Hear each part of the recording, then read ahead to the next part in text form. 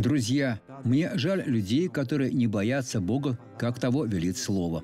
У Исаия 13:11 написано: «Я накажу мир за зло, и нечестивых за беззаконие их, и положу конец высокоумию гордых, и уничтожу надменность притеснителей».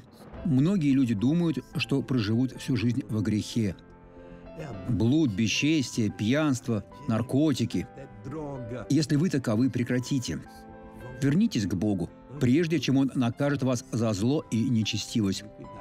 «И положу конец высокоумию гордых, и уничтожу надменность притеснителей».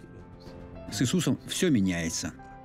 Посмотрите это свидетельство, и я вернусь помолиться с вами. Я очень плохо ходил. Очень плохо? Да. Покажите мне, как вы ходили. Выходите сюда и покажите, как вы шли сюда. Так, теперь можете идти свободно, ведь вы свободны. Вот, посмотрите, друзья, вот, смотрите, как прекрасно. Теперь вернитесь. Сейчас можете пробежаться. Вот, друзья, все прошло. Он снова стал юношей. Слава Богу. Теперь я помолюсь, Отец. Я взываю за этого человека. Я прошу Тебя за него. Я его благословляю и требую, чтобы зло ушло из этой жизни, чтобы никогда больше не возвращаться. Это приказ во имя Иисуса.